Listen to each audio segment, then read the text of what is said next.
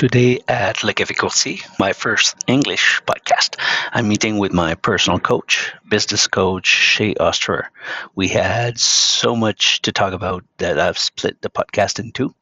In this first of two, she will share her interesting road to become a business coach, including working in the cannabis industry. Grab your coffee because it starts now. Bienvenue dans le Café Courtier, le podcast qui réveille le monde du courtage. Un sujet à la fois. Entre confidence, réflexion et discussion franche. On brasse les idées comme on brasse un bon café. Avec passion, chaleur et parfois un peu de piquant.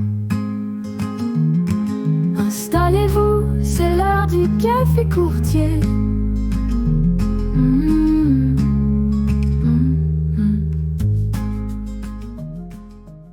All right, so today, my first English podcast. Thank you, Shay, for being here.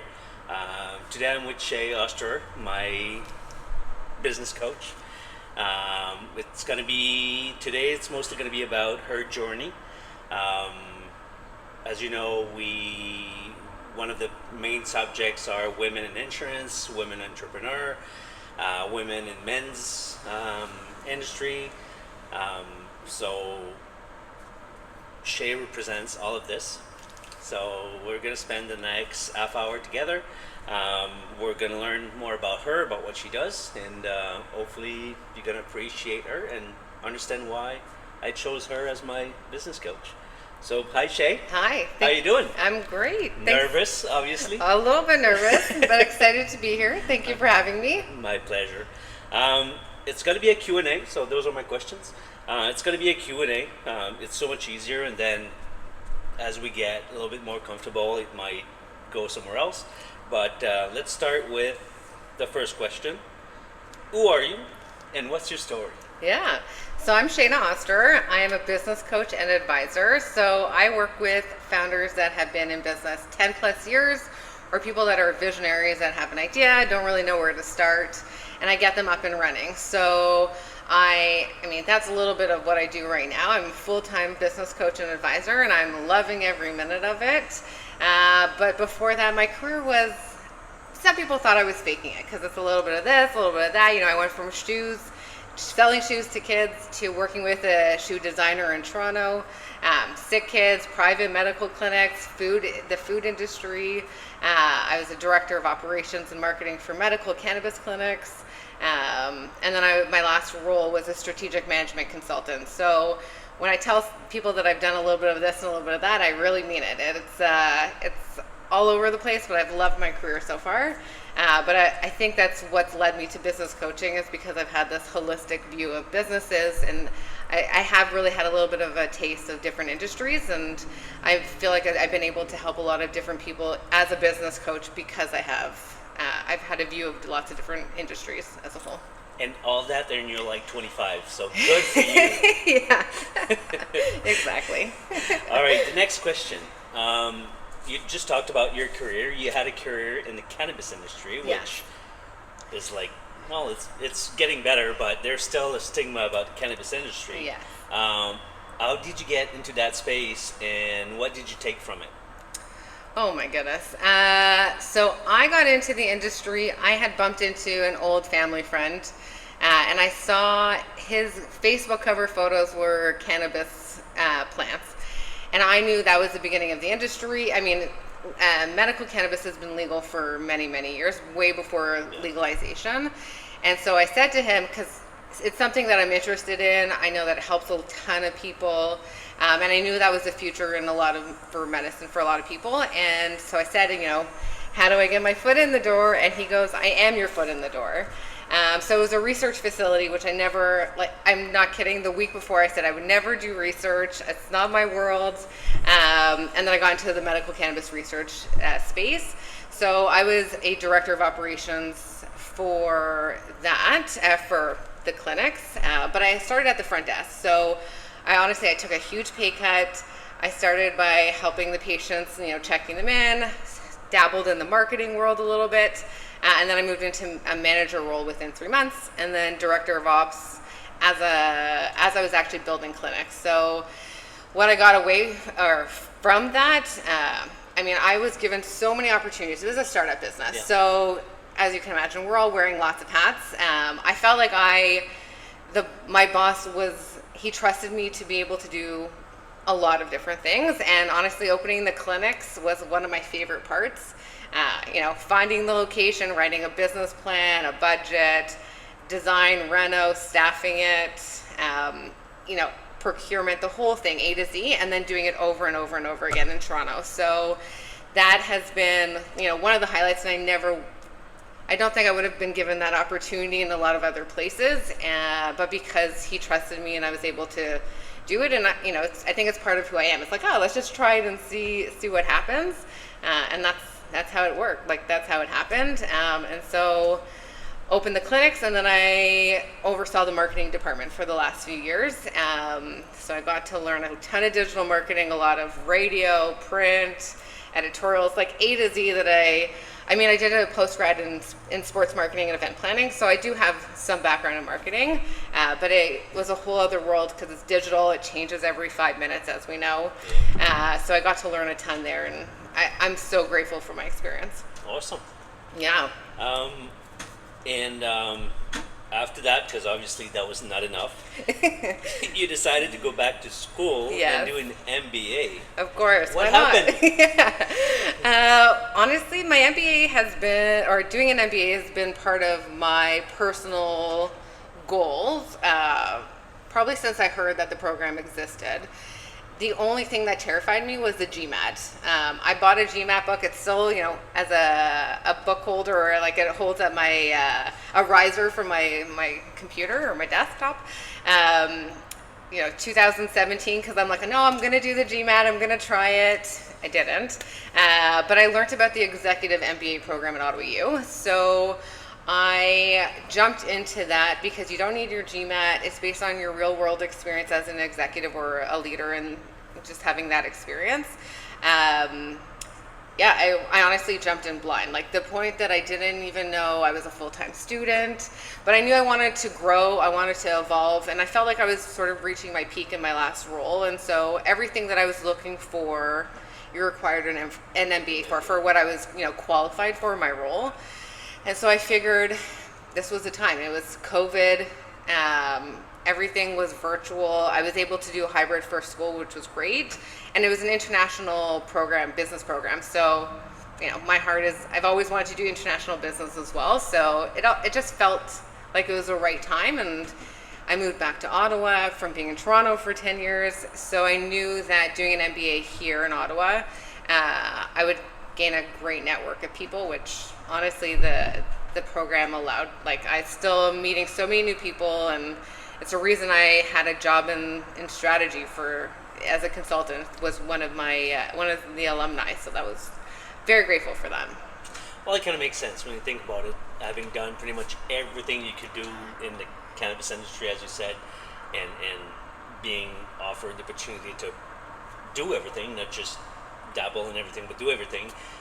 Then I guess you want to do it for yourself, or you want to, one step forward. So, why not take a couple years and do an MBA? Good for you. Yeah, thank you. I was working full time and in school, so it was a lot, but totally worth it. And it brought you to Ottawa, and then it brought you to me. So there you go. Very happy. So recently, you launched your own coaching business. Yes. Business coach. Was the entrepreneurship something that always interested you? Something you wanted to do? Always.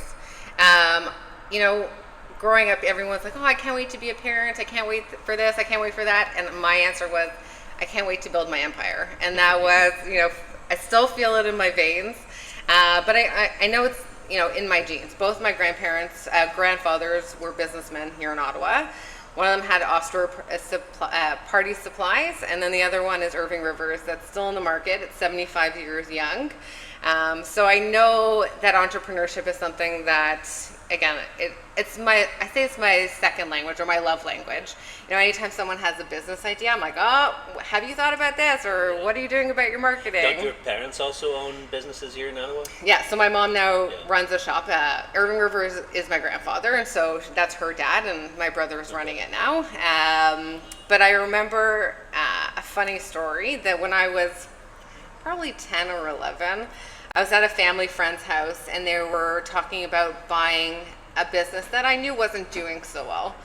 And so we're sitting at the table, and the dad's making this whole announcement. He's so excited, and my smart mouth at 10 years old, or 12, goes, do you think that's a good idea? What are you going to do to change it to make sure that you're successful if this one wasn't? And I was like, and now I look at it, we'll call it 10 years later, maybe 20, and I am like, I can't believe that came out of my mouth at that age. And that's, when I look at a lot of things that I say and do, and I'm like, oh, this makes sense, to be a business coach. But I honestly didn't even know business coaching was a thing. I was talking to one of my profs, and I said, these are the things that I like to do. I really like to help people. I want to help them grow, be successful. Like, that to me, that brings me the most joy, seeing other people's success. And it sounds maybe silly that I'm like, no, I want to help them grow their business, not necessarily my own. But that's really like what, at the end of the day, what I'm passionate about. And I think I've always been that way. I've always wanted to help, and so it's like helping and then the business, and you put them together, and that's what it is. Yep. So it just sort of landed in that world, and super grateful for it. Good. Yeah. What were your biggest challenge? Because clearly you started this from scratch. What were the biggest challenge? Decided to, all right, I'm done with the cannabis industry. I did my MBA. I know a couple people, but not Ottawa. Yeah. Let's be a coach. What were the challenges? Well, finding new clients, of course. I was in a consulting role, and my problem is that I can work a 9 to 5, and I'm always going to have a side hustle. I need to figure out what I'm doing next, what I can sort of play with. It's, when people ask me what my hobby is, I always say building a business. I don't know how else to answer that, because it's honest. Finding new clients, of course, but I build my own website. I've been building websites for myself. I've always had side hustles, whether it's cookies, cakes, things like that. I remember those cookies. So I created the website. I implemented, the SEO, the marketing tactics that I've learned along the way, and clients started trickling in without me really doing anything. I've never paid a single dollar for an ad at this point, and my business is growing, luckily, based on using what I've learned, and a lot of word of mouth. I have one client after the other. Obviously, that's the best compliment is when somebody refers you. But coaching at the end of the day, I think, is also what I've learned in talking to other coaches, is everybody does it a little bit differently. And I'm like, what is coaching? Even Googling it, how can I be the best coach? And I think that was probably my biggest struggle at the beginning, is how can I best use my experience and my skills to help other people as a coach. And so, some people see it as a little bit like a therapy session. And I always say it's lonely at the top. As a leader, a founder, you have nobody to speak to. So a lot of people will vent, will unpack things when they're happening.